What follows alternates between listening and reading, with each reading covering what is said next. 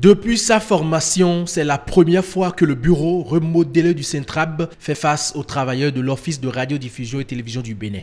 Après notre élection à la tête du syndicat, il est de bon ton que ce que nous autres, nous avons pensé qu'on puisse partager avec le personnel. Est-ce que ça reflète réellement ce qui les préoccupe?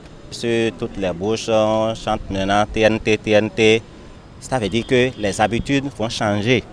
Il faut pouvoir former le personnel pour qu'il puisse faire face à ces nouveaux outils de travail. Nos centres émetteurs, les antennes régionales, comment faire pour doter ces antennes régionales de matériel de travail.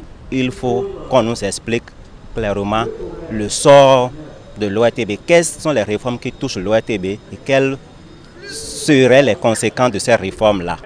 Après les discussions et appréciations des uns et des autres, des décisions ont été prises.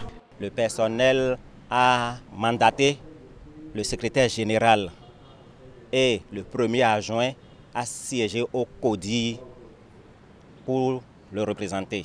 De la même manière, le secrétaire général est mandaté pour siéger au conseil d'administration, conformément à nos articles, puisque la convention collective qui nous régit exige que le représentant du personnel au conseil d'administration et les représentants du personnel dans le comité de direction soient élus en assemblée générale. Le Centrab reste un et indivisible.